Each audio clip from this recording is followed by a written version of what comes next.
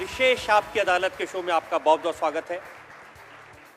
आज मैं आमंत्रित कर रहा हूं एक ऐसी शख्सियत को जिस पर पूरे देश की निगाहें हैं। आज के वक्त हर कैमरा जिस पर फोकस करना चाहता है, आज के वक्त हर माइक्रोफोन जिसकी आवाज को रिकॉर्ड करना चाहता है, देश की जनता, उत्तर प्रदेश की जनता जिससे हर सवाल का जवाब चाहती है। मुझे याद आ रहा है वो गाना जिसका था हमें इंतजार, वो घड़ी आ गई। प्लीज वेलकम उत्तर प्रदेश के मुख्यमंत्री अखिलेश यादव।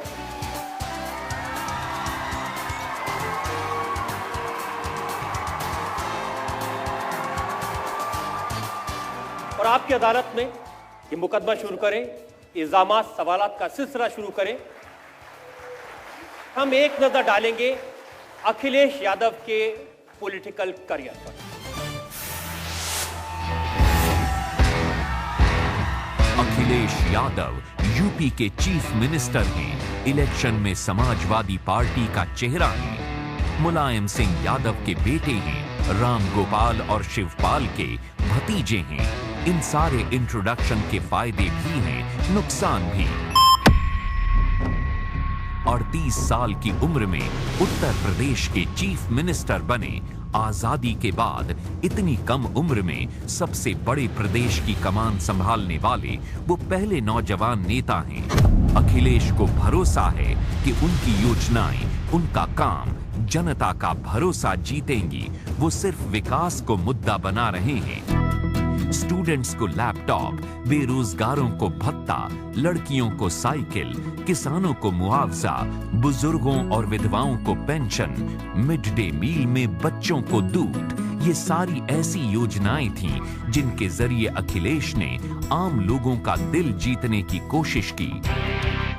इसके अलावा कई शहरों में मेट्रो, आगरा लखनऊ एक्सप्रेसवे, तमाम सड़कें, बिजली उत्पादन के प्रोजेक्ट लगाकर अखिलेश यादव ने इंफ्रास्ट्रक्चर की तरफ भी ध्यान दिया।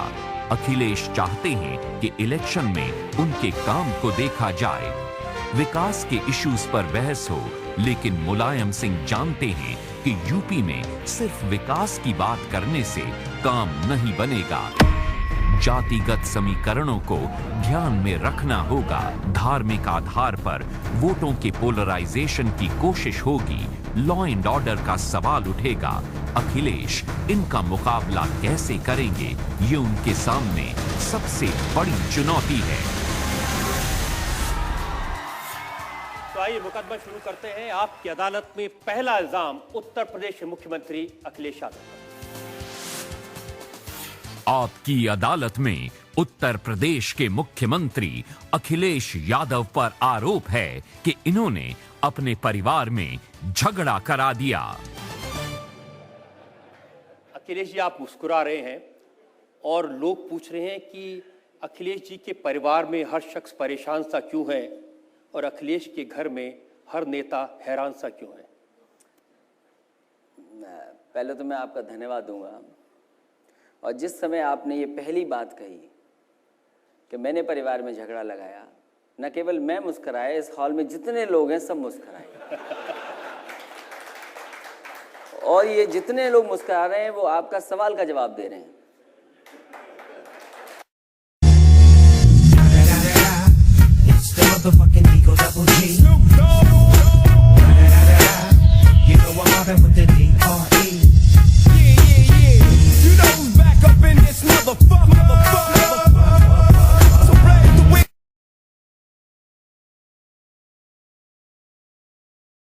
तो इन सब लोगों से मैं पूछूंगा कि इतना जो मुस्कुरा रहे हो, क्या गम है जिसको छुपा रहे हो।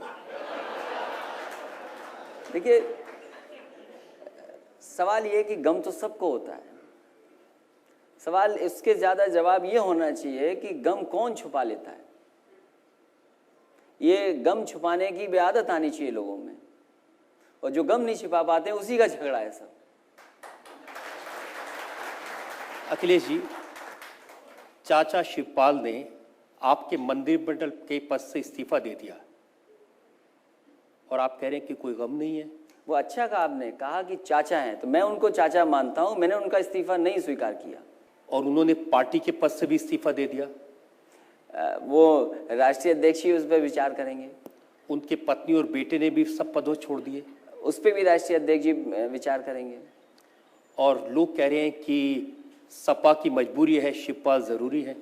ये तो अच्छी बात है कि अगर नेताजी भी हों, चाचा और हम भी हों, तो इससे अच्छा और क्या हो सकता है। तो अब ये बताइए कि झगड़ा क्या हुआ? कोई झगड़ा नहीं है। अगर झगड़ा नहीं है तो उन्होंने इस्तीफा क्यों दिया? मैं ये कह सकता हूँ कि कोई झगड़ा नहीं है, नाराजगी हो सकती है, कोई बात ऐसी हो जिसका जवाब मुझे देना पड़े, या मैं समझता हूँ जिस समय मैं उन्हें बताऊंगा तो शायद वो नाराजगी खत्म हो जाएगी। आज एक अखबार में मैंने पढ़ा कि कल रात को जब आपकी मीटिंग हुई शिवपाल जी के साथ, तो आपने कहा कि चाचा सब कुछ ले लो, लेकिन उसके बाद भी चाचा नहीं माने। देखिए, जो बात मेरी और चाचा की हुई वो आप कोई नहीं जान सकता, और मैं समझता हूँ ये बात चाचा भी जानते हैं कि मेरी उनकी जो बात हुई है उसमें किसी पे कोई नाराजगी नहीं है। अगर नाराजगी भी नहीं है, अगर झगड़ा भी नहीं है, तो उसको क्या कहेंगे आप? देखिए, आपको नाराजगी लग रही है, आपको झगड़ा लग रहा है, लेकिन मुझे और चाचा को नहीं लग रहा। हो सकता है मैं रात में मिला हूं, हो सकता है मैं आपके कार्यक्रम के बाद फिर मिलूं चाचा से। देखिए, आपसे वो मिलके गए, उसके बाद उन्होंने इस्तीफा दे दिया, पार्टी अध्यक्ष से भी इस्तीफा दे दिया, मंत्रिमंडल इस्तीफा दे दिया, तो इसको क्या प्यार मोहब्बत कहेंगे? देखिए, आप मैं समझता हूँ ये ज़माना आजकल मोबाइल का भी है, व्हाट्सएप का भी है, मेल का भी है। मुझसे जिस वक्त मिले थे 8:30 बजे, और इस्तीफा दिया उन्होंने रात में। इस दौरान व्हाट्सएप किसका आया होगा, फ़ोन पे किससे बात हुई होगी? ये जो बीच का आदमी है, मैं आपसे कि इस कार्यक्रम में आने से पहले मैं नेताजी से मिलता हुआ आया हूँ। मैं जानता हूँ कि आप सवाल करेंगे, मुझे पूछेंगे मुझसे, इसलिए मैं नेताजी को बता के आया हूँ कि आप और हम मिलके अगर कोई बीच में आएगा उसको बाहर निकाल देंगे। आप कह रहे हैं कि कोई आउटसाइडर है, कोई बीच में है, जो परिवार का आदमी नहीं है। मैंने कहा आज नेताजी से कि नेताजी, हमारे आपके बीच में और पार्टी के बीच में, परिवार के बीच में अगर कोई आएगा तो उसके खिलाफ हम और आप मिलकर के कार्रवाई करेंगे। अब ये जो बीच का आदमी है उसको सोचना पड़ेगा कि किसके बीच में आना है उसको।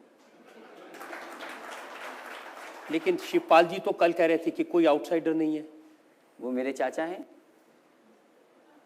शिवपाल चाचा तो मेरे चाचा हैं, और जब नेताजी से बात हुई है तो मैं समझता हूँ जब फैसला नेताजी ने ले लिया कि बीच के आदमी को नहीं आने देंगे, तो कौन है ये बीच का आदमी?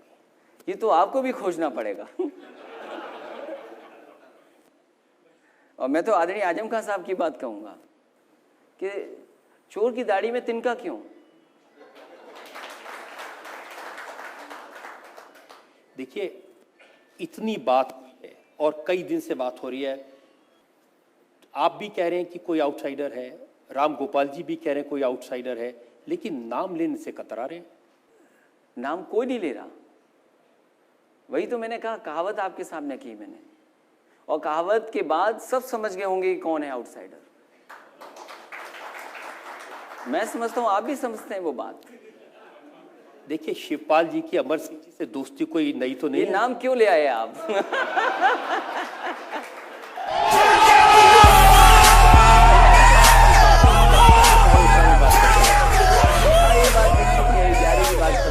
बात हो जाएगी। तो इसीलिए मैं पूछ रहा हूं कि ये तो कोई नई बात नहीं है, तो काफी पुरानी दोस्ती है। किसकी? अमर सिंह जी को, शिवपाल सिंह जी की? मुझे नहीं पता, इसके बारे में मुझे कोई जानकारी नहीं है। तभी मैंने कहा कि व्हाट्सएप पे क्या हो रहा है, मोबाइल फोन पे क्या हो रहा है, इसकी छानबीन मैं नहीं कर सकता हूं। लेकिन आपको ये तो पता है कि चीफ सेक्रेटरी दीपक सिंघल को शिवपाल जी का आदमी माना जाता है, आपने एक झटके में उनको उड़ा दिया।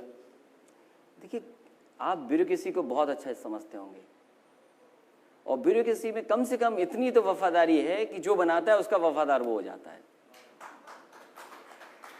ये स्वाभाविक है, क्योंकि दीपक सिंघल चीफ सेक्रेटरी थे मेरे, वो क्योंकि चाचा के साथ भी काम कर रहे थे, काफी वर्ष उन्होंने काम किया। ये चाचा भी जानते हैं कि किसने उनको हटाया है, और मैं भी जानता हूं कि बात चाचा जानते हैं कि दीपक सिंघल कैसे हटे। तो हमें भी बता दीजिए किसने हटाया।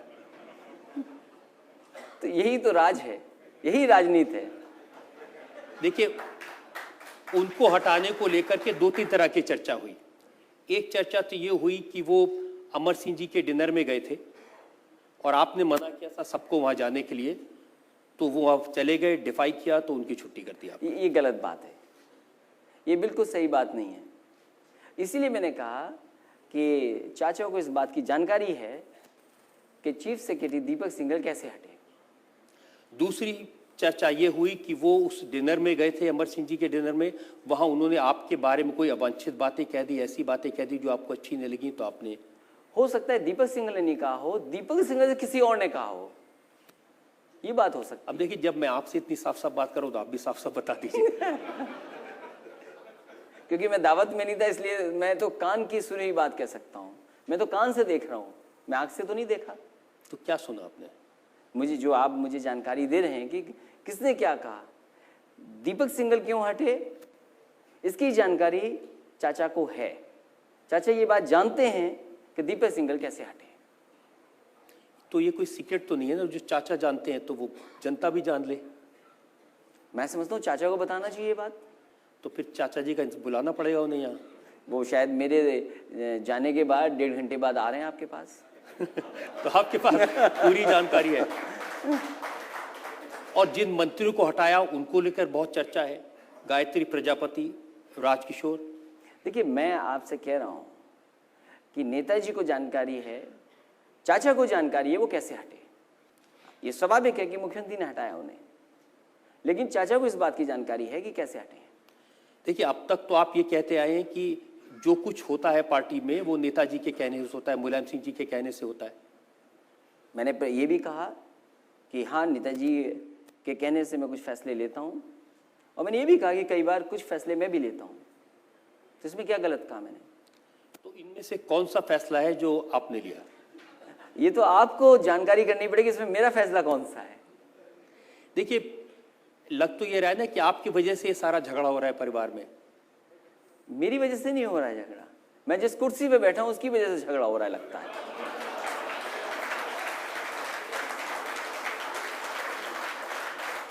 तो आपको लगता है कि कोई आपकी कुर्सी लेना चाहता है? देखिए, जहां जो पहुंचता है, मैं समझता हूं जनता के लिए जो काम किया है हम लोगों ने, और जनता के बीच में जब उन कामों को लेकर के जाएंगे, तो मैं समझता हूं शायद जनता हमें दोबारा फिर भेजेगी। देखिए, जनता में तो अखिलेश जी संदेश ये गया कि मुलायम सिंह जी के परिवार में, अखिलेश यादव के परिवार में, रामगोपाल यादव के परिवार में, शिवपाल यादव के परिवार में झगड़ा हो रहा है, और ये सत्ता का संघर्ष है, वर्चस्व का संघर्ष है। मैं समझता हूं ये लोग बाहर से देख रहे हैं, टीवी चैनल के माध्यम से जान रहे हैं। सच्चाई में कोई झगड़ा नहीं है। नेताजी जो कह देंगे और नेताजी का जो फैसला होगा वो स्वीकार होगा।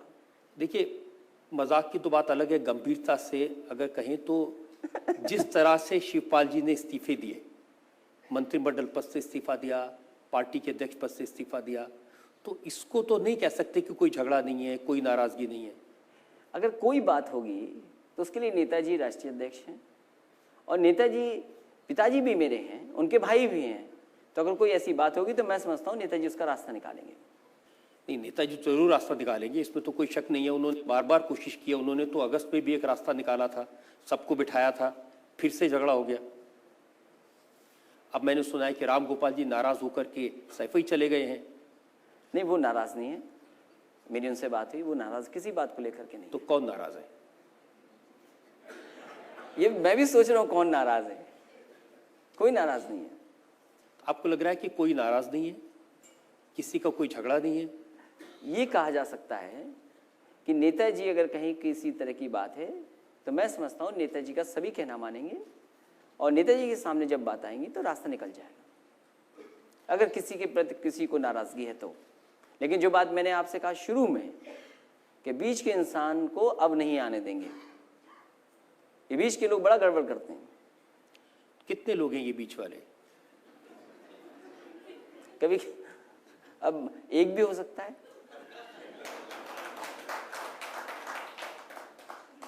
तो क्या करेंगे ये बीच वालों का? मैंने आपसे कहा कि नेताजी और हमने अभी मिलकर के फैसला किया है, बीच के लोगों को नहीं आने देंगे। तो ये जो आप इस वक्त बता रहे हैं, इसको सब लोग बहुत बड़ी खबर मानेंगे कि नेताजी और आपने मिलकर फैसला किया है कि बीच वालों को बीच से हटा देंगे। बिल्कुल, ये स्वाभाविक है कि जब मैं आपसे पहले मैंने कहा कि मैं आपके कार्यक्रम में जा रहा हूँ, तो इसीलिए मैं नेताजी से बात करके पहले आया हूँ। तो जब आप बीच वाले को हटाने की बात करेंगे तो चाचा जी बीच में नहीं आ जाएंगे? अब वो मेरे चाचा हैं और नेताजी के भाई हैं, तो दोनों का तो कहना मानना पड़ेगा उन्हें। देखिए, कल रात को उनके घर के बाहर जो नज़ारा था वो देखने वाला था। बहुत सारे आपकी सरकार के मंत्री थे, बहुत सारे पब्लिक के लोग थे और लोग कह रहे थे कि चाचा जी आगे बढ़ो, हम तुम्हारे साथ हैं, शिवपाल जी संघर्ष करो, हम तुम्हारे साथ हैं। कई बार ऐसे लोग भी जाते हैं, नारा लगवाते हैं और फिर खुद ही हट जाते हैं वहाँ से। इसलिए राजनीति में थोड़ा सावधान रहना चाहिए इन बातों का भी। और आपका घर तो बिल्कुल बगल में है, कुछ आवाज़ वहाँ तक भी पहुँची हुई, कुछ नारे आपके खिलाफ भी लगाए गए। अक्सर जब ऐसी बातें हों तो मैं हेडफोन से गाने सुनने लगता हूँ। बहुत सारे लोग यहाँ पर हैं, प्रबुद्ध समाज के लोग हैं। अगर इनमें से कोई लोग सवाल पूछना चाहते हैं। क्या आपको ऐसा नहीं लगता कि आज की जो परिस्थिति है और आपका जो आज आपने स्टैंड लिया है, वो अगर आप 4 साल पहले लेते तो शायद ज़्यादा बेहतर होता? 4 साल तक काम करते रहे हम लोग और लगातार काम किया। मान लीजिए मैं आपसे कह सकता हूँ कि सड़क बनाई हमने, एक्सप्रेस वे, और देश में किसी मुख्यमंत्री ने ऐसी सड़क बनाई हो तो मुझे बता दे कोई। एक्सप्रेस वे बन रहा है, आगरा लखनऊ एक्सप्रेस वे, ज़मीन लेनी पड़ी, ज़मीन के बाद जो तमाम चीज़ें होती हैं उन सड़क को पूरा करने के लिए वो किया हम लोगों ने। मेट्रो बनाने का काम, और कम से कम ये रिकॉर्ड काम कर रहे हैं कि कम से कम लखनऊ में जो मेट्रो बने वो देश में उदाहरण बने कि लखनऊ में जो मेट्रो बनी वो सबसे कम समय में बनी, कम वक्त में बनी।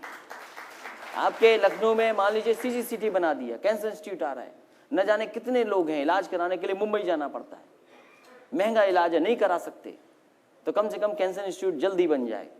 SCL है, मान लीजिए शिव नाडर साहब नोएडा से बाहर नहीं जाना चाहते थे, हमने उनसे कहा कि आप नोएडा से बाहर आइए, लखनऊ में आए, कम से कम ट्रेनिंग इंस्टीट्यूट बनी जा रही है, लैपटॉप बांट के दिखा दिए। मुझे कोई प्रदेश का मुख्यमंत्री बता दो कि जिसने 18 लाख से लेकर के 20 लाख तक लैपटॉप बांटने का काम किया हो, और कम से कम वो लैपटॉप बांटे हैं आज भी। अगर जाएं किसी गांव में पूछें जा करके तो शायद आज भी लैपटॉप खराब नहीं हुआ। ये बात अलग है कि हमारी समझदारी है कि जो इंतजाम उसमें किया है, आज भी लैपटॉप खोलेगा तो मेरा और नेताजी का तस्वीर उसमें दिखाई देगा। तो ये लैपटॉप बांट दिए। हमारी जो जिम्मेदारी थी जनता के बीच में, जो हम कह करके आए थे कि हमारा घोषणा पत्र पूरा हो, घोषणा पत्र लागू हो, कल को आप ही मुझसे कहते कि बताइए 4 साल आपने कोई काम नहीं किया। इसलिए कम से कम समाजवादी सरकार ने और समाजवादी लोगों ने उदाहरण पेश किया है, तमाम चीज़ों को नज़रअंदाज कर करके काम कैसे पूरा हो, घोषणा पत्र जो नेताजी ने बनाया था उस घोषणा पत्र को जनता के बीच में कैसे लागू करें। आज मैं कह सकता हूं हमारी सरकार के कामकाज का और जिन्होंने अच्छे दिन की बात कही बीजेपी के लोग, उसमें तुलना कर लें, और जिनको हम अब नहीं कहते, पहले तो मैं कहता था, आप समझ जाते थे कि मैं क्या कहता हूं उनको, लेकिन बगल में पार्क बनाया है, अभी भी वो पत्थर के हाथी लगे हैं, न वो बैठे हैं न खड़े हुए हैं, आज भी वैसे के वैसे दिखाई दे रहे हैं। तो बताओ, अगर मैं काम करता नहीं तो कल मैं क्या जनता के बीच में जाऊंगा और कहूंगा जाकर के। इसलिए कम से कम मैंने प्राथमिकता पे रखा, हमारे सामने कोई बात आई हो, किसी बात को हमें सुनना पड़ा हो, सहन करना पड़ा हो, हमने अपने काम को और घोषणा पत्र को कैसे लागू करेंगे उसको आगे नहीं आने दिया। अखिलेश जी, बहुत सारे लोगों से हमने ट्विटर पर सवाल मंगाए थे, क्योंकि लखनऊ में है, चुनाव मंच है, चुनाव का मौका है, जनता पूछना चाहती है। तो अनीता शर्मा ने एक सवाल पूछा है, क्या यादव परिवार के तकरार का, झगड़े का असर 2017 के चुनाव में दिखाई देगा? कभी कभी मैं सोचता हूं कि इतनी टेक्नोलॉजी आगे आ गई है, चाहे वो आपका सोशल मीडिया हो, इसका पार्ट ट्विटर भी है, वहां भी वही चीज दिखाई देती है जो समाज में दिखाई देती है हमें। कुछ लोग वहां भी वैसे ही बटे दिखाई देते हैं जैसे समाज में हम बटे दिखाई दिए। लेकिन इनका सवाल अच्छा है, शायद 2017 के बारे में ये पूछ रही हैं सवाल, पूछ रहे हैं कि जो आपकी परिवार की तकरार है इसका कुछ असर होगा चुनाव पर? असर जो होगा वो होगा, एक्सप्रेसवे कैसे बनकर पूरा हो रहा है, लैपटॉप कितना बांट के दिखा दिया, कन्या विद्याधन कितना बांटा है हमने, मेडिकल कॉलेज की MBBS सीटें बढ़ा दी, आज़ादी के बाद जितनी सीटें बढ़ी थी उससे ज़्यादा मैंने सीटें बढ़ा के दिखा दी। उतनी सीटें बढ़ाई हम लोगों ने, मेडिकल कॉलेज बढ़ा दिए। आपका जो डिमांड थी बिजली की 10,000 मेगावाट से लेकर के 18,000 मेगावाट कर दिया। आज बनारस में अगर 24 घंटे बिजली आ रही है वो कोई बीजेपी की सरकार की वजह से नहीं आ रही है, बीजेपी की सरकार के लोग आंदोलन पे बैठ गए थे। नहीं, आप ठीक है, आप विकास की बात कर रहे हैं, काम की बात कर रहे हैं, मैं आपसे झगड़े की बात पूछ रहा हूँ। सवाल यही है, यही राजनीति है। हम पूरे ये मैं कहता हूं कि ये आज की बात नहीं अखिलेश जी, मेरे पास में 15 अगस्त 2016 का ये बयान है पार्टी के सबसे बड़े नेता मुलायम सिंह जी। उन्होंने कहा कि शिवपाल के खिलाफ साजिश हो रही है, शिवपाल अपने काम में लगे हैं जबकि लोग उनके पीछे पड़े हुए हैं। उन्होंने कहा 2 बार शिवपाल इस्तीफे की पेशकश कर चुके, मैंने उन्हें रोका, अगर छोड़ दें तो पार्टी के लिए मुश्किल हो जाएगी। ये पुरानी बात बता रहे हैं आप, ज्यादा पुरानी नहीं है, 15 अगस्त 2016 सुबह 10:12। मुझे याद है, मैं था उस मंच पर और उसके बाद मैंने नेताजी से बात की और मैंने कहा कि ये जो कामकाज अगर हम जनता में पहुंचाएंगे और मेरे अगर साथियों के बारे में लोग जानते होंगे तो उसके बाद हम लोगों ने हर विधानसभा के स्तर पर एक बड़ा सम्मेलन किया है, कार्यकर्ता सम्मेलन किया, कम से कम सरकार की बातें पहुंचाई हैं। और मेरा मानना है जिस तरह का सम्मेलन में लोग निकल करके आए हैं, जिस तरीके से कार्यकर्ता निकल करके आए हैं, आने वाले समय में सरकार समाजवादियों की बनेगी। तो जो बात उन्होंने कही, कम से कम संगठन, पार्टी और हमारे जितने कार्यकर्ता हैं वो जानते हैं कि सरकार कैसे वापस आएगी। ये बताइए कि जब आपको अचानक रातों रात उत्तर प्रदेश पार्टी के अध्यक्ष पद से हटा दिया गया तो कुछ बुरा लगा था? मुझे बुरा लगा, उसका असर आपने देखा होगा।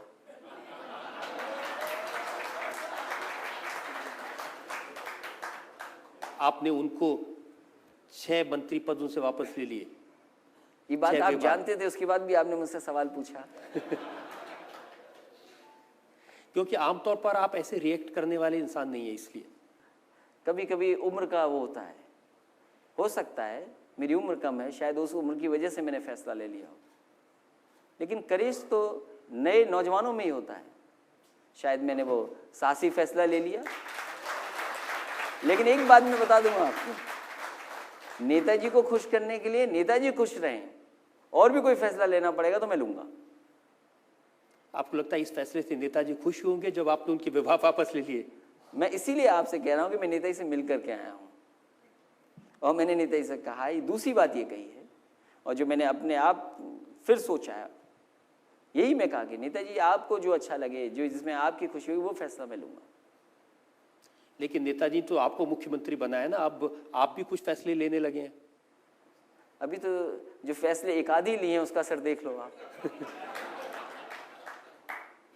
तो आगे ऐसे और फैसले देखने को मिलेंगे? अब जनता के बीच में जाना है, नया घोषणा पत्र बनाना है, नई बात जनता के बीच में क्या रखी जाए, हमारे किसानों के लिए क्या कहा जाए, जो नौजवान बड़े पैमाने पे बेरोजगार होते चले जा रहे हैं उन लोगों के लिए क्या भविष्य हो, उत्तर प्रदेश का इंफ्रास्ट्रक्चर कैसे बेहतर बन सके, उस दिशा में अभी 2 जगह 3 जगह मेट्रो बना रहा हूँ मैं। मान लीजिए और शहरों में भी, कानपुर में, वाराणसी में मेट्रो कैसे बने, उस दिशा के लेकर के कैसे घोषणा पत्र में बातों को शामिल करूँ। जब भी मेट्रो बनेगी तो इसमें कभी शिवपाल जी भी सवार होंगे?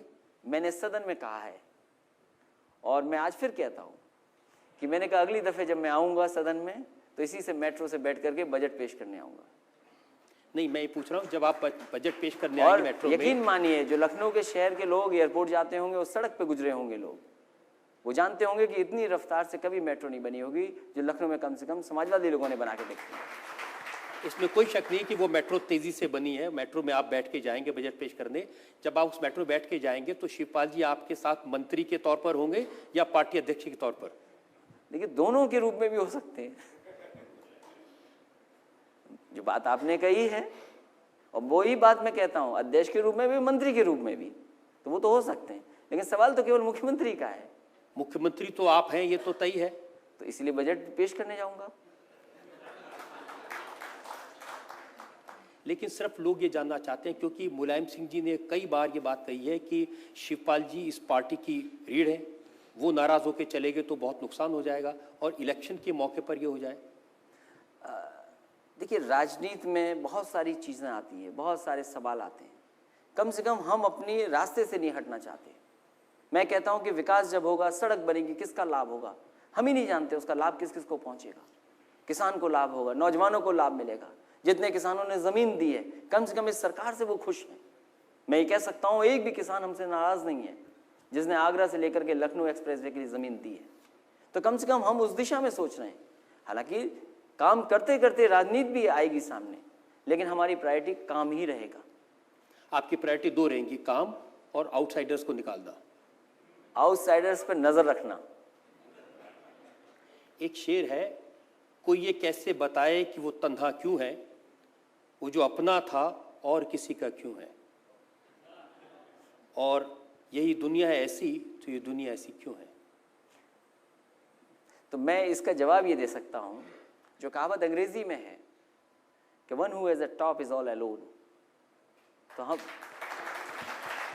तो ऐसे ही गाने सुनेगा जो ऊपर होगा, तो जो सबसे ऊपर होगा वो ऐसे ही गाने सुनेगा जो आप बता रहे हैं, शेर और ये सब।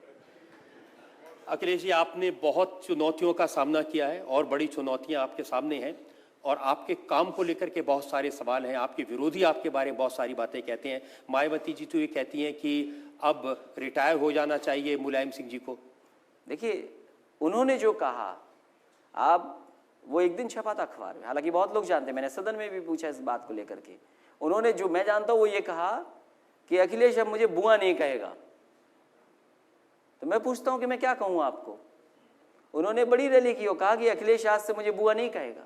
और जब बीजेपी के लोगों ने उन्हें परेशान किया तो उस समय ये कहा कि अगर वो मुझे बुआ मानता है तो बीजेपी के लोगों के खिलाफ कार्रवाई क्यों नहीं करता है। मैंने बुआ का कहना माना और बीजेपी के खिलाफ कार्रवाई करके उसको जेल भेज दिया। वो चाहती हैं आप उनको बुआ ना कहें। ऐसी भी लोग हैं जो अब चाहेंगे कि आप उनको अंकल ना कहें। अब हो सकता है ऐसा, अगर मुझसे पूछो आप तो। मैं औरों के बारे में नहीं कहता हूं, लेकिन आज मुझसे आज पूछेंगे आज की परिस्थिति में तो मैं कहूंगा हाँ, मैं नहीं अंकल कहूंगा। अखिलेश जी, बहुत सारे सवाल और बहुत सारे इल्जामात मेरे पास में हैं। हम एक ब्रेक के रुकेंगे और वेलकम बैक। आपकी अदालत में आज हमारे मेहमान हैं उत्तर प्रदेश के मुख्यमंत्री अखिलेश यादव। मुश्किल हालात में अखिलेश यादव ने सवालात का सामना करने का फैसला किया, इल्जामात की सफाई देने का फैसला किया। एक बार फिर से स्वागत है अखिलेश यादव का आपकी अदालत में। अखिलेश जी, आप पर अगला इल्जाम लगाऊं उससे पहले अभी भी मुझे खबर मिली है, मुलायम सिंह जी ने कहा कि गायत्री प्रजापति फिर से मंत्री बनेंगे, उनके खिलाफ कार्रवाई रद्द होगी। क्योंकि मेरा मोबाइल ऑन नहीं है, मैंने पहले ही कहा ना। व्हाट्सएप कब मैसेज आया, कब बात करनी, अगर मेरे मोबाइल पहले खुला होता तो शायद ये खबर मैं आपको बताता। इसीलिए मैंने कहा कि नेताजी राष्ट्रीय अध्यक्ष भी हैं और वही मेरे पिताजी भी हैं, और अगर राष्ट्रीय अध्यक्ष की हैसियत से उन्होंने अध्यक्ष पद मुझसे छीना है, लेकिन एक पुत्र होने के नाते मेरी कम से कम ये जिम्मेदारी है कि नेताजी नाराज ना हो। तो नेताजी नाराज ना हो, इसके लिए प्रजापति जी को वापस मंत्रिमंडल में शामिल कर लिया जाएगा। अगर ये खबर आपने दी है तो मैं खबर आपके माध्यम से स्वीकार करता हूँ। नेताजी ने यह भी कहा कि अखिलेश मेरी बात कभी नहीं टालता, अभी नहीं टालेगा। ये ठीक बात कही आपने और मैं नहीं टालूंगा बात उनकी। लेकिन जिस दिन आपने निकाला था उस दिन उन्होंने आपको कहा था कि बात ये हुई थी विभाग बदलने की, निकालने की नहीं। आपने कुछ ज्यादा कर दिया। अब बात वो खत्म हो गई, इसलिए कि अब मैं उस बात पे जाऊंगा तो कोई मतलब नहीं बनता। तो सिर्फ प्रजापति जी वापस आएंगे, बाकी भी वापस आ जाएंगे? अब जो नेताजी ने कहा उतने तक मैं काम करूंगा, उसके बाद के आगे की बात नहीं आई। शायद मैं मोबाइल ऑन कर लूँ, आपको भी खबर मिल जाए तो शायद आगे बढ़ जाऊंगा मैं भी। ठीक है, मुझे तो खबर आती रहेगी और मैं आपके साथ शेयर करता रहूंगा, क्योंकि ये बड़ी बात है जो आज आप बात कर रहे हैं, और मैं वाकई में आपको इस बात के लिए धन्यवाद देना चाहता हूँ। ऐसे परिस्थितियों में भी आपने इस निमंत्रण को स्वीकार किया। आपकी अदालत में अगला इल्जाम उत्तर प्रदेश के मुख्यमंत्री अखिलेश यादव।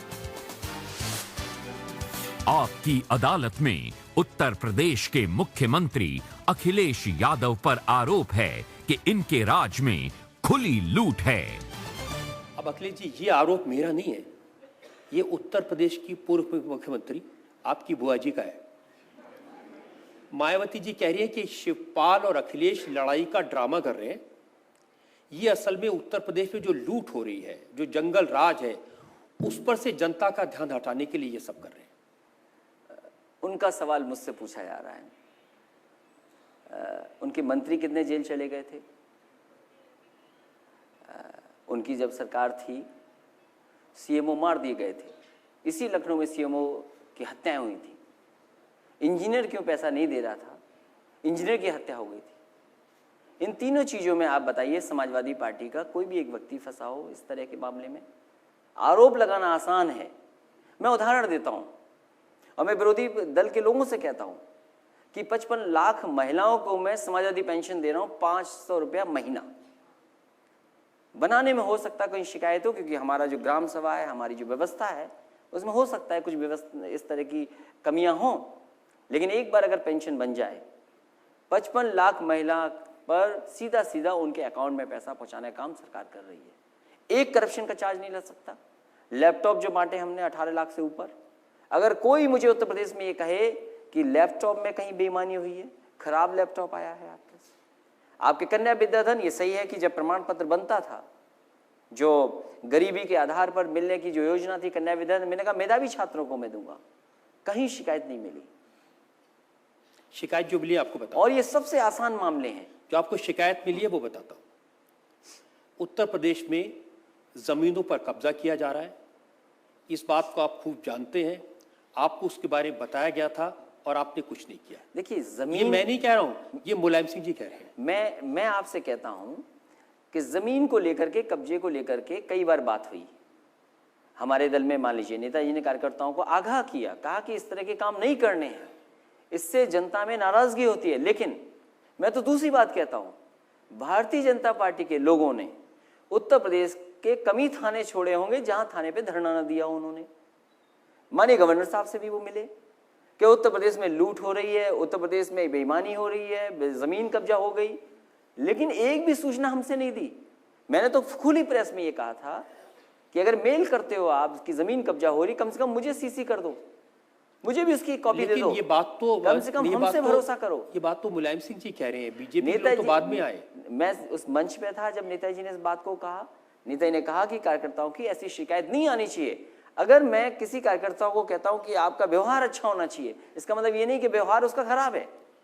देखिए, मेरे पास में पूरी एक लंबी लिस्ट है जो अखबारों में छपी है जमीनों पर कब्जा करने की। लेकिन एक मैं आपसे कहूंगा, अखबार की सूची मुझे देने से पहले कम से कम ये बताना चाहिए कि ये कब जमीन कब्जा हुई और इसका पहले से क्या था डिस्प्यूट। देखिए, जमीन कब्जा करने के आरोप तो प्रजापति जी पर भी हैं, जिनको अभी आप वापस ले रहे हैं। डिस्प्यूट कब से है?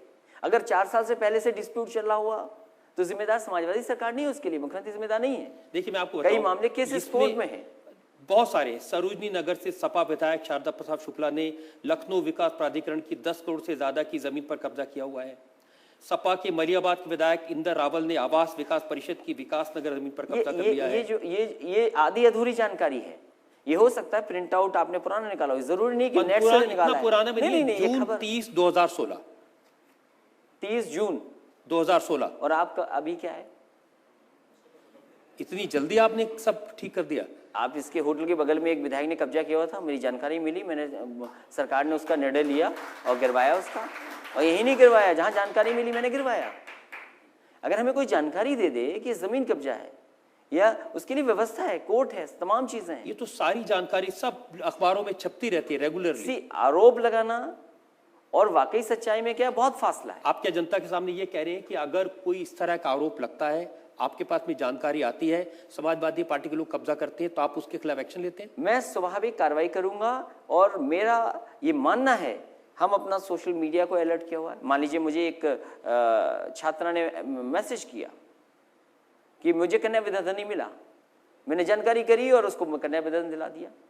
अभी चिन्हट के पास कुछ दिन पहले मुझे एक जानकारी दी किसी ने कि मेरी जमीन को लेकर के स्कूल नहीं बनने दे रहा है एसडीएम, मैंने स्कूल बनवा दिया। मैं ऐसे तमाम उदाहरण आपको दे सकता हूं जहां अगर जानकारी मिली है तो उसका निस्तारण सरकार ने किया है। नहीं, मेरा सीधा सीधा सवाल है, अगर समाजवादी पार्टी के किसी मंत्री ने, किसी नेता ने जमीन पर कब्जा किया, आप तक खबर पहुंची, तो आप एक्शन लेते हैं? मैं स्वाभाविक एक्शन लूंगा और कार्रवाई करूंगा। कितने एक्शन लिए होंगे अब तक आपने? मैंने काफी लिए, मैंने आपको एक उदाहरण बगल का ही बता दिया। एक बताया ना, लिस्ट तो बहुत लंबी ऐसे है। तो कार्रवाई हमने बहुत की है, मदद भी बहुत की है मैंने। अगर मुझे चाहो तो मैं प्रिंट आउट निकाल सकता हूं और आपका स्टेज भर जाएगा, हो सकता है। जब आप मुख्यमंत्री बने थे, उससे पहले से इंप्रेशन ये था कि आप माफिया के खिलाफ हैं, आप अपराधियों के खिलाफ हैं, आपने अपराधियों को पार्टी में शामिल होने से रोका था और ये उम्मीद थी कि जब आप मुख्यमंत्री बनेंगे तो उत्तर प्रदेश में अपराध कम हो जाएंगे। देखिए, ये उत्तर प्रदेश में अपराध घटनाएं होती हैं, लेकिन कार्रवाई सरकार ने की है। आप पहले दिन की खबर जरूर मानते हैं कि घटना हो गई, लेकिन घटना में अगर परिवार का सदस्य निकले, कोई आपका पड़ोसी निकले, पुरानी रंजिश निकले, जमीन को लेकर के निकले, जो आप आंकड़े हमें दिखाते हैं, कम से कम मैं ये कह सकता हूं कि और प्रदेशों से बेहतर उत्तर प्रदेश है। और बहुत जल्दी जिस तरीके से उत्तर प्रदेश की जनता को भरोसा आया है एम्बुलेंसेस पर, कि फ़ोन करने पर 15-20 मिनट में एम्बुलेंस पहुंच जाती है, और मैंने एम्बुलेंस बढ़ाई है अपने संसाधनों से भी, क्योंकि प्रदेश बड़ा है, कितनी बढ़ा सकते हैं उस सीमा के अंदर मैंने और रह करके बढ़ाई भी है। मैं डायल 100 नंबर लाने जा रहा हूँ, थोड़ा समय जरूर लगाया मुझे, लेकिन देश में इतने बड़े प्रदेश में मैं समझता हूँ इकलौता होगा जहाँ फ़ोन करने पर 10-15 मिनट में पुलिस पहुँचेगी। मैं अक्टूबर के सेकेंड वक्त में शुरू करने जा रहा हूँ। अखिलेश जी, पूरे देश में चर्चा हुई, बुलंदशहर में हाईवे पर माँ और बेटी का जघन्य अपराध हुआ, उनके साथ गैंग रेप हुआ, कोई पुलिस नहीं पहुंची, कोई मदद नहीं पहुंची। वो घटना बहुत दुखद थी, और जिस समय मेरी जानकारी में आई मैंने तमाम पुलिस के अधिकारियों के खिलाफ कार्रवाई की है। आज भी उनके खिलाफ कार्रवाई हुई है, सस्पेंड हुए हैं। मैं उस परिवार की मदद पूरी तरीके से किया, और मैंने उस समय भी कहा कि ये घटनाएं अगर कहीं हो जाए तो उस पर राजनीति नहीं करनी चाहिए। हमारे भारतीय जनता पार्टी के लोगों ने कमरे में बैठा करके समझा करके राजनीति की, मैं वहीं से बात उठाता हूँ। ये सही है, उत्तर प्रदेश बड़ा प्रदेश है, आबादी बड़ा है, ऐसी ही घटना लगभग हाईवे की नहीं, लेकिन गुड़गांव शहर में हुई एक अस्पताल में, एक ही बेटी के साथ कितनी 2 बार घटना हुई, बताओ वो खबर कितनी बनी। उसी घटना के आसपास हुई थी, वो लोग जाने तक नहीं। मैं समझता हूँ बहुत सारे चैनलों पे चला भी नहीं वो खबर। एक बेटी के साथ एक अस्पताल में, इंस्टीट्यूशन में 2-2 व्यक्तियों ने उसके साथ घटना की। लेकिन अखिलेश जी, अगर आंकड़े देखें, पिछले 4 साल में उत्तर प्रदेश में बलात्कार की घटनाओं में 362% इजाफा हुआ है, 362%।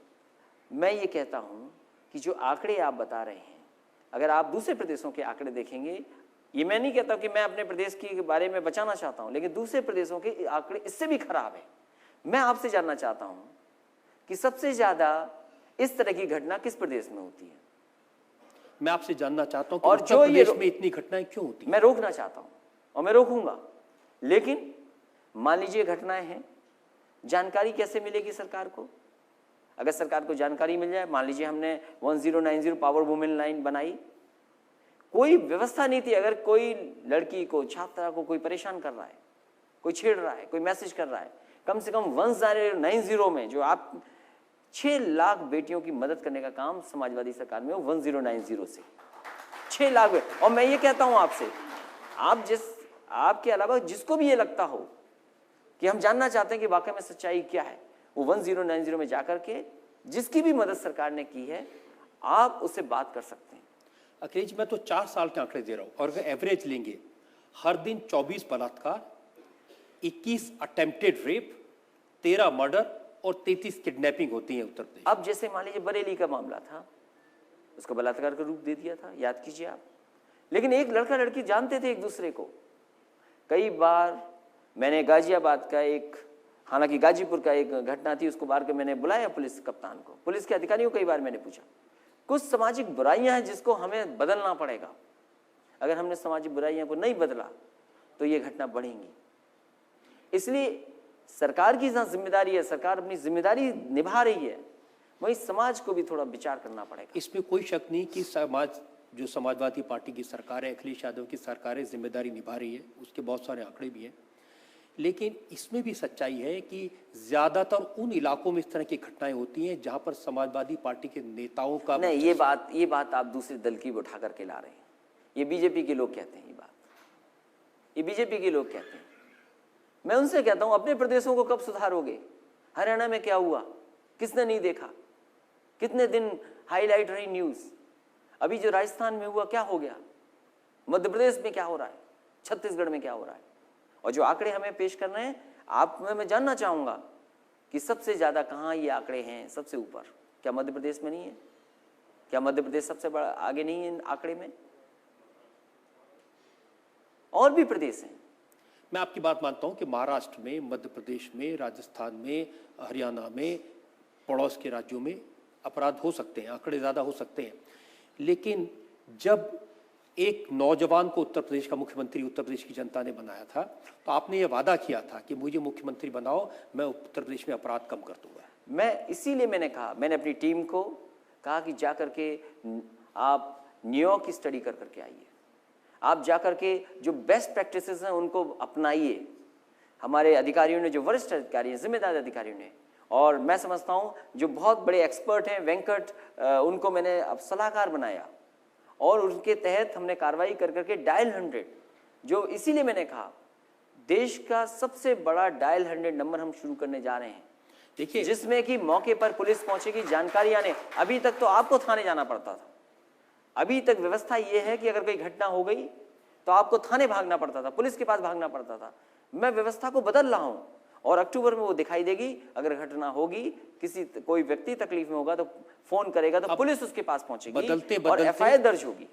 व्यवस्था बदलते बदलते देर और उस पर कार्रवाई होगी। जो 3 बेसिक चीजें हैं, एफआईआर दर्ज होना और तुरंत पुलिस पहुंचना, ये तीनों काम सरकार करेगी। आपको अक्टूबर में दिखाई देने पड़ेगा। देखिए, मैं आपको एक इंप्रेशन बता दूं, चुनाव आने वाले हैं और ये चुनाव मंच है जिस पर ये आपकी अदालत में आप हैं। उत्तर प्रदेश में एक इंप्रेशन ये है कि जब मायावती जी की सरकार थी तो कानून व्यवस्था बेहतर थी, वो वापस सत्ते में आएंगी तो कम से कम कानून सुधर जाएगा, ये लूट खसोट बंद हो जाएगा। मैं ये लूट खसूट की बात तो मत करिए आप, कम से कम उस सरकार के बारे में ये मत कहिए कि लूट खसूट नहीं हुई। सीएमओ अगर जेल में मार दिया जाए, सीएमओ जेल में मार दिया जाए, सीएमओ की हत्या हो जाए यहाँ पर गोमती नगर में, इंजीनियर को इसलिए मार दिया जाए कि जन्मदिन के बहाने पैसा वसूली की बात है। मुझे ये बताइए, मेरा भी जन्मदिन होता होगा, प्रदेश में कोई अधिकारी मुझे बता दे, कोई कार्यकर्ता बता दे कि चंदा इकट्ठा हुआ हो? क्या वो भूल गए लोग? और याद रखना चाहिए कि वो 2006-7 में जीते थे, ये 2017 में चुनाव होने जा रहा है, 10 साल के बाद चुनाव होने जा रहा है। उन्होंने जो किए लोग अभी भी नहीं भूले। बताओ, लखनऊ में सीएमओ क्या समाजवादी सरकार में मारा गया? मैं जानना चाहता हूं, एक सीएमओ को मारा गया हो तो बता दो। अधिकारी ने आत्महत्या की कि अधिकारी आईएएस फांसी लगा लिया? क्यों लगा लिया? ये विचार करना पड़ेगा। और इतनी ही अच्छी कानून व्यवस्था थी, फिर सरकार में क्यों नहीं लौटे, सत्ता में क्यों नहीं लौटे? वो कह रहे हैं अब लौटेंगे। अब तो नहीं लौट रहे। वो जानते हैं वो किस स्थान पर है।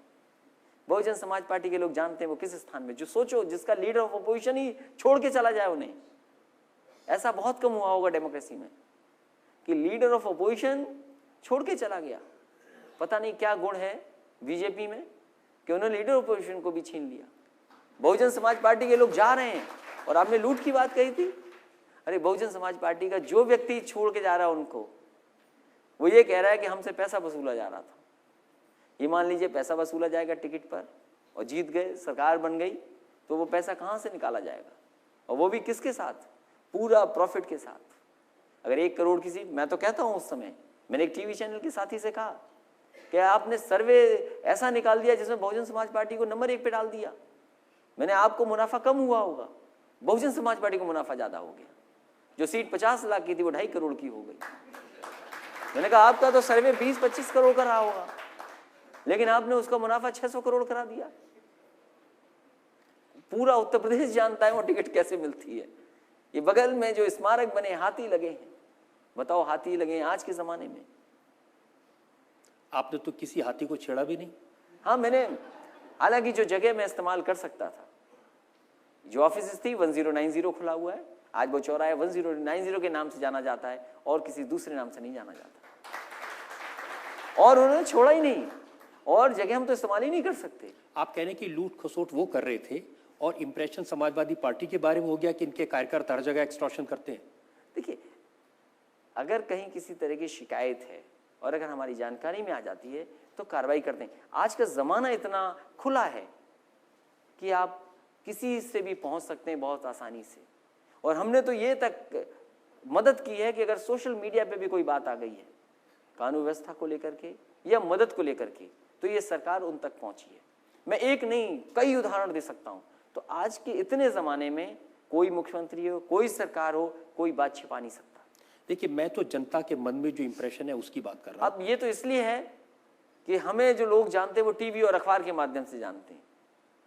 जब कोई घटना हो जाए मान लीजिए, तो हमारी तस्वीर दिखा करके वो घटना को बहुत इनलार्ज करके दिखाते हैं। मान लीजिए शुरुआत बदायूं से हुई थी कि कहा कि 2 बेटियों के साथ ऐसी ऐसी घटना हुई, सीबीआई जांच हो गई, बदनाम हमें कि हम किस किस को बताएं कि वो घटना ही दूसरे तरह की थी। आप जानते होंगे बदायूं में यूएन तक बात पहुंच गई। अभी एक जेल का मामला आया, वो था हमारी बुआ की जमाने की सरकार का, और एक चैनल ने उसने अमेरिका की एक जेल की कहानी और उस जमाने की कहानी मिला के दिखा दी। अरे मैंने कहा भाई, हमारी हर घटना को तुम यूएन तक पहुंचा रहे हो, अमेरिका तक पहुंचा दे रहे हो, तो हम तो उनसे भी बचना पड़ेगा हमें, उनसे भी। देखिए, मुझे तो लगता था कि आप टीवी चैनल की काफी फेवरेट हैं, आपको बहुत पसंद करते हैं। नहीं, मैं टीवी चैनल पसंद करता हूँ, आपका भी पसंद करूंगा और भी चैनल पसंद करता हूँ, लेकिन कई बार हमारा ऐसा भी है कि जो इंप्रेशन पड़ता है उनके माध्यम से भी पड़ता है। ये क्यों होता है कि जो टीवी चैनल से सवालों के जवाब नहीं देते उनको टीवी चैनल अच्छा बताएंगे, और आप जैसे जो हर सवाल का जवाब देने के लिए मुस्कुरा कर तैयार है, आपको खराब बताएंगे? मैं इसके बारे में मैंने कुछ नहीं कह सकता, हालांकि जानता सब कुछ हूँ, लेकिन कहूँगा नहीं। और फिर अगर कानून व्यवस्था इतनी खराब होती तो इन्वेस्टमेंट कैसे आता? मान लीजिए यहाँ पे यूनिवर्सिटियाँ बन रही है, प्राइवेट यूनिवर्सिटी बन रही है, Bennett university times of India की बन रही है, आपका मान लीजिए इन्फोसिस के लोग आ रहे हैं, एचसीएल आ गया, आपका लगातार एक्सप्रेसवे में इतना इन्वेस्टमेंट हो रहा है, आपके मंडी स्वामी रामदेव कह रहे हैं कि हम भी एक बड़ा यहाँ बनाना चाहते हैं, क्योंकि आखिरकार दिल्ली, गाजियाबाद, नोएडा, मेरठ, फरीदाबाद इतने बड़े बड़े शहर हैं, ये कहाँ से खाना खाएंगे, कहाँ से दूध, कहाँ से पनीर? हमने कहा अगर आप करना चाहते हैं फूड प्रोसेसिंग का, हम तैयार हैं, और सरकार भी वहाँ करने जा रही है। यहाँ पावर प्लांट लग रहे हैं बड़े बड़े। लेकिन अखिलेश जी, इस देश के जितने टीवी चैनल्स हैं उनमें से ज्यादातर नेशनल चैनल्स हैं, वो तो उत्तर प्रदेश में है, नोएडा में है, आपके मेहमान हैं सब। जमीन मैंने नहीं दी, अगर जमीन मैंने दी होती तो शायद दोस्ती आज भी मेरी उनके साथ होती। अब आप भी जानते हैं जमीन किसने दी थी उस जमाने में। कुछ लोगों को नेताजी के जमाने में मिली थी, लेकिन नेताजी के उनसे संबंध नहीं है, कुछ और लोगों के संबंध है, बस इतना ही फर्क है। शायद मैंने दी होती तो मैं उनसे संबंध रखता। तो आपको लगता है कि मीडिया में, न्यूज़ चैनल्स में आपके साथ थोड़ा अन्याय होता है? आप देखिए, पूरा पत्रकार, सब नहीं, ज़्यादातर नोएडा, गाजियाबाद में रहते हैं, चाहे वो फोटो जर्नलिस्ट हों, टीवी जर्नलिस्ट हों, या किसी भी तरह के लोग हों, ज़्यादातर मैं समझता हूँ यूपी में ही रहते हैं। अगर यूपी इतना खराब था तो क्यों यूपी में रहते हैं आप? यूपी में हेड ऑफिस क्यों है सबका? खबरें ज्यादा मिलती है ना। मैंने तो यहाँ तक देखा है, जितना खराब होता है उतनी ज्यादा खबर मिलती है। मैं उससे बात और एक आगे कहता हूँ। मैंने नोएडा के तमाम लोगों को देखा, कई बड़े लोगों को जिनकी बड़ी कंपनियां चल रही हैं, और वो नोएडा में लिखते हैं कि नोएडा एनसीआर दिल्ली। मैंने कहा नोएडा एनसीआर दिल्ली, अरे यूपी भी तो लिख दो कहीं। तो सोचो, नोएडा एनसीआर में है, यूपी में नहीं है। बहुत सारे टूरिस्ट आते हैं आगरा में, मैंने देखा, वो दिल्ली के करीब मानते हैं ताजमहल को, लेकिन वो यूपी में नहीं मानते। तो ये तो परसेप्शन की बात है, ये तो हमें बदलना पड़ेगा कुछ ना कुछ। तो दिल पर हाथ रख के ये बता दीजिए कि क्या वाकई में उत्तर प्रदेश में कानून व्यवस्था बेहतर है? क्या वाकई में उत्तर प्रदेश में अपराध नहीं होते हैं? क्या उत्तर प्रदेश में डरने की जरूरत नहीं है? मैं ये कहता हूं, वो पैमाना क्या हो। मान लीजिए, आपकी बात को मैं कहता हूं कि अगर कानून व्यवस्था खराब है तो आगरा में 6000 कमरे होटल्स के कैसे बन गए, 5 स्टार, 3 स्टार, 2 और अदर कैटेगरीज में 6000 कमरे बढ़ गए। आपका टूरिस्टों का आने की संख्या उत्तर प्रदेश में बढ़ी है, चाहे वो मथुरा की वजह से हो, चाहे वो आगरा की वजह से हो, या चाहे वाराणसी की वजह से हो। अगर टूरिस्ट बढ़ रहा है, हमारी ग्रोथ रेट बढ़ रही है, हमारे यूनिवर्सिटी कॉलेजेस बन रहे हैं, आ रहे हैं, हमारे इन्वेस्टमेंट आ रहा है, तो मैं क्या मानूं इस बात को? ये तो प्रधानमंत्री का भी क्षेत्र है। जो लोग बचना चाहते हैं, जिनको ज़्यादा एमपी जीत गए, 70 से ज़्यादा एमपी जीत गए, क्योंकि काम तो कुछ किया नहीं उन्होंने, ज़मीन पे तो कुछ आया नहीं, तो उन पे एक मुद्दा है कानून व्यवस्था। हम कहते हैं हमारी बहुजन समाज पार्टी के नेता, वो क्या याद दिलाएंगे कि उन्होंने क्या काम किया था पिछले 5 साल में? कोई काम याद दिलाएं मुझे। मुझसे कहा, मैंने अखबार में पढ़ा, वो कहती है एक्सप्रेसवे उनका ड्रीम था, वो बनाना चाहती थी एक्सप्रेसवे। वो कहती है मेट्रो वही बनाना चाहती थी। कमाल है, मैंने कहा कमाल है, आप उनके सपने पूरे कर रहे हैं। लेकिन कमाल इस बात का है कि कोई किसी की योजना को कैसे कह सकता है। तो इसलिए हमें बचना पड़ेगा ऐसे लोगों से भी। बीजेपी के लोग, बताना होगा बीजेपी के लोगों ने आखिरकार जमीन पे क्या आया। मैं कहता हूं लखनऊ में क्या बड़ा काम किया बीजेपी के लोगों ने, बता दें। कानपुर में कौन सा बड़ा काम किया बीजेपी के लोग, वाराणसी में कौन सा बड़ा काम किया। मैं पूछना चाहता हूं हमीरपुर में कौन सा बड़ा काम किया, झांसी में कौन सा बड़ा काम किया, इटावा में कौन सा बड़ा काम कर दिया, कन्नौज में कौन सा काम बड़ा कर दिया। ये तो अपने कुछ क्षेत्र में नहीं गिन दिए, जहां वो जीते वहां बता दें हमें, मुजफ्फरनगर में बता दें, सहारनपुर में बता दें, मथुरा में बता दें, हमें कोई काम बता दें। और मुझसे आप पूछो, आप मुझसे पूछो जिला और मैं काम बताऊंगा आपको। मैं आपसे केवल एक जिला छोड़ करके मैं, आप मुझे पूछिए और मैं उस जिले का बड़ा काम बताऊंगा कि सरकार क्या कर रही है। केवल एक जिला छोड़ करके, और मैं उस जिले को इस बजट में ले जा रहा हूं कि उसको बाढ़ से बचाना है। मुझसे आप जिला पूछिए, मैं बड़ा काम बताऊंगा। अमूमन जो योजनाएं चल रही वो तो हर जगह चल रही। मैं आपसे आपके कामों की भी बात करूंगा, लेकिन अभी तो कानून व्यवस्था की बात हो रही है। बहुत सारे लोग यहाँ हैं जिनके मन में सवाल है कानून व्यवस्था को लेकर के। आप बोलते बहुत अच्छा है, आपका सेंस ऑफ ह्यूमर बहुत अच्छा है, और इतनी सादगी से और हम्बल तरीके से आपने इस स्टेट को चलाया है, उसके लिए हम ज़रूर आपको मुबारकबाद देंगे। और सिर्फ यही नहीं कि आप कहते हैं, आपने बहुत कुछ किया भी है, लेकिन उसी के साथ साथ कुछ चीज़ें हैं जहां मुझे लगता है कि आपके नज़र की ज़रूरत है। ख़ास तौर से कुछ ऐसे मुद्दे हैं जो मुसलमानों से जुड़े हुए हैं, और मुसलमानों ने आपको बहुत अच्छी तरह से आपका साथ दिया, वोट भी किया। मैं इसी शहर में जो कि कैपिटल टाउन है, यहाँ पर ही कुछ इलाके ऐसे हैं जहाँ पे मुसलमानों की बस्तियाँ हैं, वहाँ पे सड़कों की, डॉक्टर्स की, 1090 की, इन सब की प्रॉब्लम्स हैं। तो मैं ये तो बड़ा गंभीर चाहती इल्जाम है, क्योंकि ये माना जाता है कि मुसलमानों ने तो एन ब्लॉक वोट दिया था आपको। ये मैं उनके सवाल के लिए मैं धन्यवाद देना चाहता हूँ। उन्होंने मेरी मदद भी कर दी, और मदद ये कर दी कि कम से कम मैं वो बात बताऊं कि मैंने उन लोगों के लिए क्या काम किया है। समाजवादी लोगों पे कभी कभी आरोप भी लग जाते हैं कि हम ज़्यादा मुसलमानों के पक्ष में हैं, लेकिन मैं ये कह सकता हूँ सरकार ने काम किया है।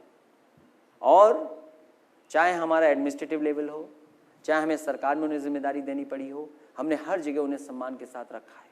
और वहीं मैं ये कह सकता हूँ देश में ये पहली समाजवादी सरकार होगी जिसने अपने सरकार से चलने वाली, संसाधनों से चलने वाली योजनाओं में आबादी के हिसाब से सबकी मदद की है। आबादी के हिसाब से उनको भी उसका हक दिलाने का काम सरकार ने किया है। जैसे कि अभी ये होता था कि अगर अम्बेडकर गांव बनना है तो ये तय होता था कि जहां दलित लोगों की आबादी ज़्यादा है वही गांव अम्बेडकर बनेंगे। कम से कम हमने लोहिया गांव बनाने में ये बात रखी है कि 20% कम से कम हमारे मुस्लिम लोगों के जो गांव हैं उनको शामिल किया जाएगा। इसी तरह लोहिया आवास, आज़ादी से लेकर के अभी तक जो आवास गाँव में मिलते थे वो 70,000 रुपये मिलते थे, हम 1,45,000 से आज 3,05,000 में दे रहे हैं। और ये निश्चित किया है कि आबादी के हिसाब से सबको मिलेगा, और उसमें भी लोहिया आवास में भी 20% दे रहे हैं, समाजवादी पेंशन में 20% दे रहे हैं, जनरेशन इस गाँव उसमें 20% दे रहे हैं, हमारे लैपटॉप डिस्ट्रीब्यूशन हुआ उसमें 20% देते हैं, कन्या विद्याधन देते हैं उसमें भी 20%। इसके साथ साथ चाहे हमें कब्रिस्तान की बाउंड्री बनानी पड़ी हो, और सवाल ये नहीं किया केवल कब्रिस्तान की बनाई हो, कब्रिस्तान की बाउंड्री बनाई है तो अंत्येष्टि स्थलों की भी बनाने का काम किया।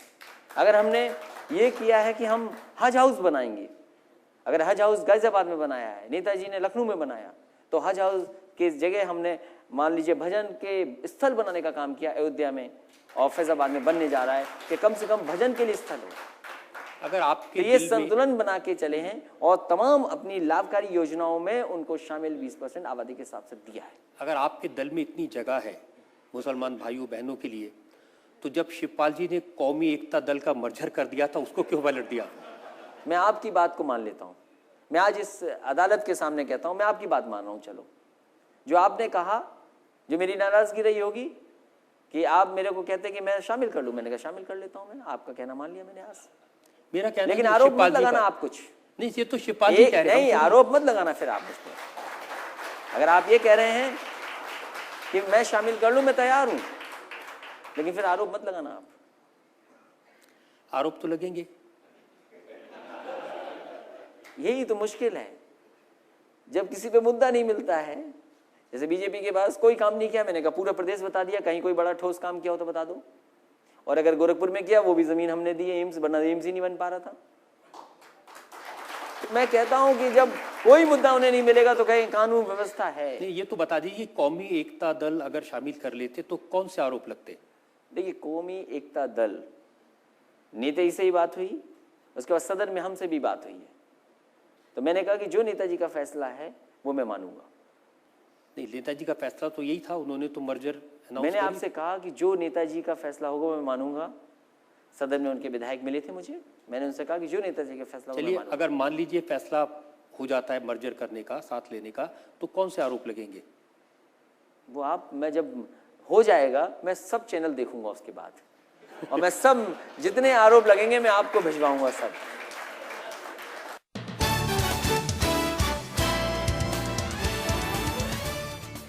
Welcome back. आपकी अदालत में आज हमारे मेहमान हैं उत्तर प्रदेश के मुख्यमंत्री अखिलेश यादव।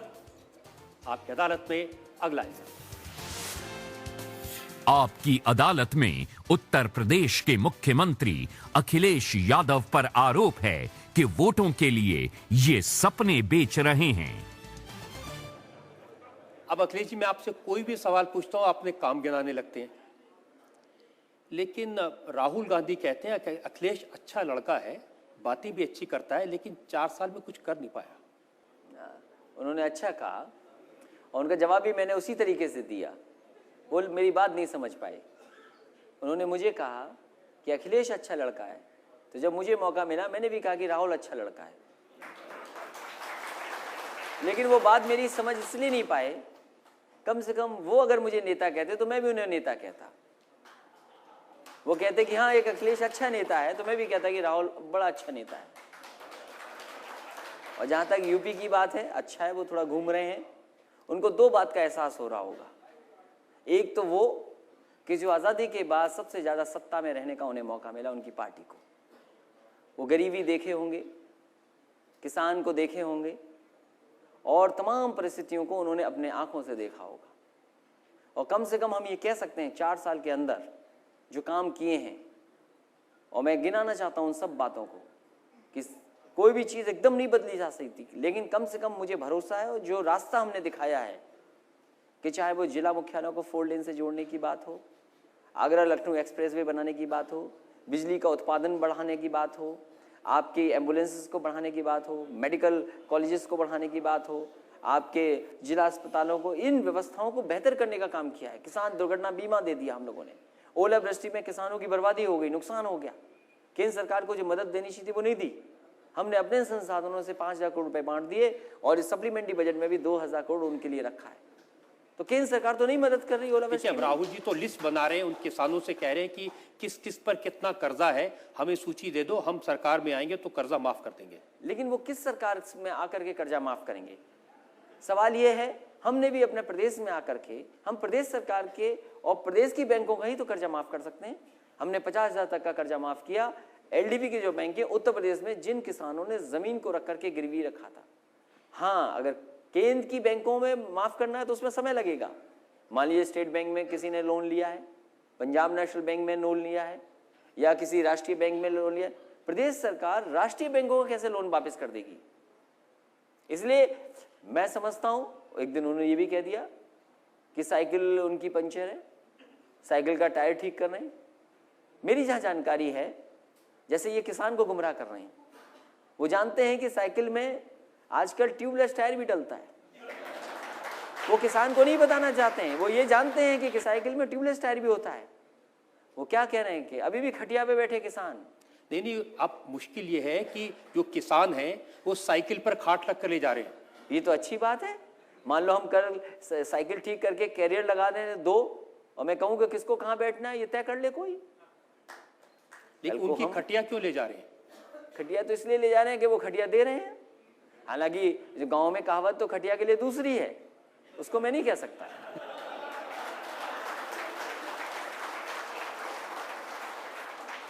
लेकिन आप कह रहे हैं कि मैं 4 साल मुख्यमंत्री रहने के बाद में कि मैं तो ट्रेनी सीएम था, अब के आया तो काम करके दिखाऊंगा।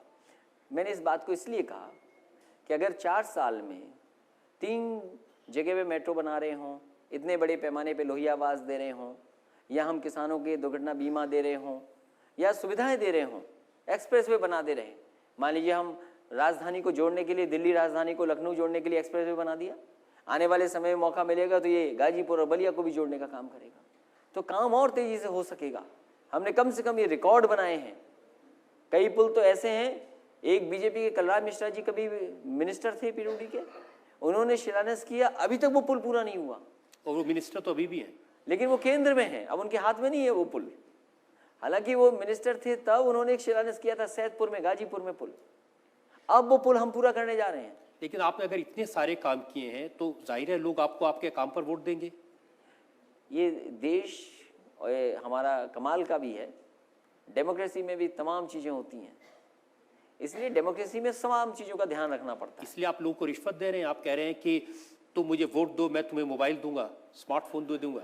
अब जनता को हम पे भरोसा है, समाजवादियों पे, कि नेताजी के बारे में तो कहा जाता है कि कथनी करनी में कोई भेद नहीं है। कम से कम इतने 4 साल में हमने ये भरोसा जताया जनता में कि अगर कोई बात हम कहेंगे तो बांट के भी दिखाएंगे। हमने लैपटॉप बांट दिया, 18 लाख लैपटॉप बांट दिए, तो उनको पता है कि अगर समाजवादी तो सरकार में आए तो हम स्मार्टफोन भी बांट देंगे। और स्मार्टफोन इसलिए बांट रहे हैं, उस बात को समझना चाहिए। आज किसी भी सरकार के लिए मुश्किल ये है कि उसकी योजनाएं गांव के लोग, गरीब या कोई जानना चाहे तो कैसे जाने, और उस योजनाओं के बारे में अगर फीडबैक देना चाहे तो वो कैसे दे। गवर्नेंस के लिए मैं समझता हूँ अगर उसको बिजली का बिल देना पड़ जाए, उसको एम्बुलेंस मंगानी पड़े, उसको 100 नंबर मिलाना पड़े, और उसको सरकार की किसी योजना के बारे में जानना हो, तो शायद स्मार्टफोन बेहतर होगा, उसको सीधा सीधे सरकार के बारे में जानकारी मिल जाएगी। पूरे देश में हर सरकार के पास हर विभाग में एक बजट होता है प्रचार के लिए, कि उस विभाग के जो तमाम योजनाएं चल रही हैं उसका प्रचार कैसे हो, उसके लिए बजट किया जाता है। मैं समझता हूँ उस बजट को जो पोस्टर, होर्डिंग में और में खर्च हो रहा था, उस तमाम पैसे को इकट्ठा कर करके, बचा करके, और अपने संसाधनों से अगर स्मार्टफोन दे दिया जाए तो शायद सीधा सीधा सरकार से जुड़ने का आम आदमी को मौका मिलेगा। और ये टेक्नोलॉजी है। मैं ये एक कहता जमाने हूं, में तो ऐसा इंप्रेशन था कि समाजवादी पार्टी टेक्नोलॉजी के खिलाफ है, कंप्यूटर के खिलाफ है, स्मार्टफोन के खिलाफ है, उसको बदल रहे हैं आप कल्चर? नहीं, वो उस जमाने की बात थी जब कंप्यूटर और ये मोबाइल हिंदी में नहीं चला करते थे। आज टेक्नोलॉजी बदल गई, हिंदी या उर्दू किसी भाषा में आप चला सकते हैं, ये लाभ इसका मिला है। तो शायद टेक्नोलॉजी ने परिवर्तन लाया है और उस परिवर्तन का हम समाजवादी लोग लाभ उठा रहे हैं। लेकिन आपके वादों की याद दिलाऊं, फैजाबाद में 31 जनवरी 2012 को आपका जो भाषण था वो मैंने देखा। आपने कहा कि अगर हम सरकार में आ गए तो बिजली भी मुफ्त देंगे, पानी भी मुफ्त देंगे। नहीं, बिजली मुफ्त के लिए नहीं कहा था, बिजली मुफ्त के लिए नहीं कहा था, हमारे घोषणा पत्र में नहीं था। बिजली हम गाँव को 16 से लेकर 18 घंटे और शहरों को 24 घंटे बिजली देंगे। और मैं ये कह रहा हूँ कि अक्टूबर के पहले हफ्ते से बिजली का इतना इंतजाम कर लिया है कि शहरों को 22 और 24 घंटे बिजली उपलब्ध कराने का काम हमारी सरकार कराएगी, और 14 से लेकर के 18 घंटे गांव में बिजली उपलब्ध करा दी। और अभी जब सदन हुआ था, मैं समझता हूँ 1 या 2 विधायक ने मुझे बिजली पे शिकायत दी होगी, वरना आप पूरी एप्लीकेशन मंगा लीजिए, एक भी विधायक ने बिजली को लेकर शिकायत नहीं की। तो अब जब Modi ji public meeting address करने जाएंगे, लोगों से पूछेंगे बिजली मिली, तो क्या कहेंगे? लोग कहेंगे मिली। शायद इस बार वो आकर के वो पुराना भाषण नहीं बोलेंगे, पुराना वाला ये भाषण था, अब उन्हें नया भाषण देना पड़ेगा कुछ। वो सवालों वाला भाषण अब नहीं चलेगा, अब उपलब्धियों वाला भाषण चलना चाहिए। तो आपकी उपलब्धियों पर, कामकाज पर जो लोग सवाल पूछना चाहते हैं। अखिलेश जी को बहुत मुबारकबाद देना चाहूंगी कि आपका काम बहुत अच्छा है, and you are truly a dream merchant, you are truly a dream merchant. हमारी सिर्फ इतनी मांग है कि हमारे बच्चों को रिजर्वेशन से थोड़ा अलग, अगर अलग किया जाए तो बहुत अच्छा रहेगा। लेकिन आपके काम से हम लोग बहुत बहुत संतुष्ट हैं, और हम लोग सिर्फ एज एजुकेशनिस्ट सिर्फ चाहते हैं कि हमारे बच्चों को नौकरियां मिले, उन्हें बढ़िया एडमिशन्स मिले, और हमारी देश तरक्की करे। मैं स्वाभाविक है कि जो इतना इंफ्रास्ट्रक्चर बेहतर होगा उतना ही इंडस्ट्री आएगी, और मेरी प्रयास भी यही है। तभी लखनऊ में इतना कुछ किया जा रहा है। मान लीजिए कैंसर इंस्टीट्यूट होगी, हज़ारों लोगों को नौकरी मिलेगी। डॉक्टर तरेन हॉस्पिटल बना रहे हैं, 1000 बेड का नौकरी मिलेगी। SCL ट्रेनिंग इंस्टीट्यूट बना रहा है, उसमें नौकरी मिलेगी। मेट्रो का हो रहा है, उसमें नौकरी मिलेगी। ये जो इंफ्रास्ट्रक्चर सबसे बड़ा है, और मैं ये कह रहा हूँ देश आने वाले समय में ऐसी सड़क बनाएगा जो आगरा लखनऊ बन रही है, और जो लखनऊ से गाजीपुर जाएगी और बलिया तक जाएगी, ऐसी सड़कें बननी चाहिए। और इसके आसपास चाहे वो मंडी बन रही हो और चाहे और बिजली का बेहतर काम किया, इसी से जॉब अपॉर्चुनिटी और रिसोर्सेज जितने अच्छे होंगे, मैं समझता हूँ उतनी नौकरियाँ मिलेंगी। अखिलेश जी, चुनाव का मौका है, कुछ महीने बाद चुनाव में जाना है, और चूंकि चुनाव मंच है, आपकी अदालत में इल्ज़ाम लगते हैं, सफाई देते हैं, मैं आपसे यह और पूछना चाहता हूँ कि उत्तर प्रदेश की जनता आपको क्यों वोट दे? ऐसा क्या कर दिया आपने, ऐसा क्या करेंगे? मैं उत्तर प्रदेश की जनता से आपके माध्यम से अपील करूंगा कि समाजवादियों ने जो जो वादे किए वो पूरे किए हैं, और कम से कम समाजवादी लोगों ने उत्तर प्रदेश को विकास की दिशा में ले जाने का काम किया है। कम से कम हम उत्तर प्रदेश के लोग जो दूसरे प्रदेश के लोगों को उसको कह सकते हैं कि उत्तर प्रदेश में ये काम हो रहे हैं। और मुझे खुशी इस बात की है, देश के तमाम बड़े जो उद्योग घराने हैं या जो और बड़े कारोबार करने वाले लोग हैं, कम से कम उत्तर प्रदेश को अच्छी नज़र से देख रहे हैं, और यहाँ कारोबार उनका भी बड़े पैमाने पर बढ़ा है। तो ये भरोसा अगर समाजवादियों ने दिलाया है, यही खुशहाली का रास्ता है। इसके अलावा रास्ता क्या है? बिजली यहाँ मिलने लगे, यहाँ पर सड़कें अच्छी हो जाएं, यहाँ हॉस्पिटल्स अच्छे बन जाएं, आपका ट्रांसपोर्टेशन बेहतर हो जाए, तो उस दिशा में हम लोग काम कर रहे हैं।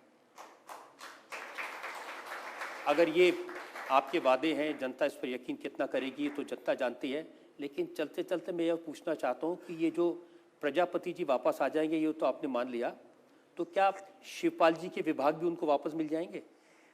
मैं आपके मिलने के बाद मैं उन लोगों को बुलाऊंगा और बातचीत करूंगा अपनी पार्टी के वरिष्ठ नेताओं से, कुछ रास्ता निकालूंगा और रास्ता निकलेगा।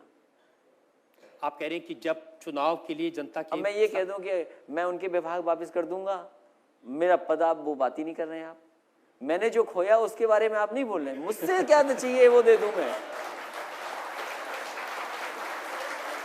मैं ये कहूं, मैं ये कहूं कि ठीक है आप पद भी रख लो, मैं सब पद वापस कर रहा हूं। मैं ये कह रहा हूं कि पद भी मैं दे रहा हूं आपको, आपके विभाग भी दे रहा हूं, लेकिन टिकट मैं कम से कम बांटने का हक रखता हूं,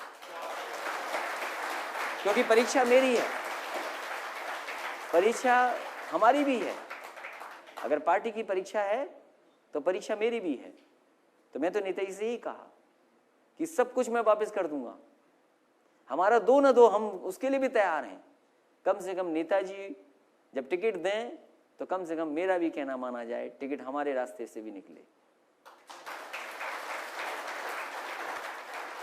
तो आप कह रहे हैं कि डील ये हो सकती है कि भाई मैं आपके विभाग वापस कर दूंगा, आप मेरा अध्यक्ष पद वापस कर दो। नहीं, आपने जो सुझाव दिया, मैंने अपना सुझाव दिया है, ये फैसला नहीं है। आपने मुझसे कहा कि ऐसे ही आप विभाग उनके भी वापस कर दोगे, तो मैंने कहा कि जो मुझसे छिना है वो आपने बोला ही नहीं। मैंने, मुझसे भी तो कुछ छिना है। वो तो आपका दर्द मुझे समझ आ रहा है क्योंकि रामगोपाल जी ने कहा कि लेने का तरीका भी ठीक नहीं था। खैर, मैं उन बातों में नहीं जाना चाहूंगा। मुझसे कोई कुछ मांग ले मैं दे दूंगा, कोई कुछ मांग ले मैं दे दूंगा, लेकिन कम से कम लोकतंत्र में। अब मांगने वाले तो आपसे मुख्यमंत्री पद मांग लेंगे। हाँ, कोई मांगने वाला अच्छा हो तो शायद मैं वो भी दे दूं।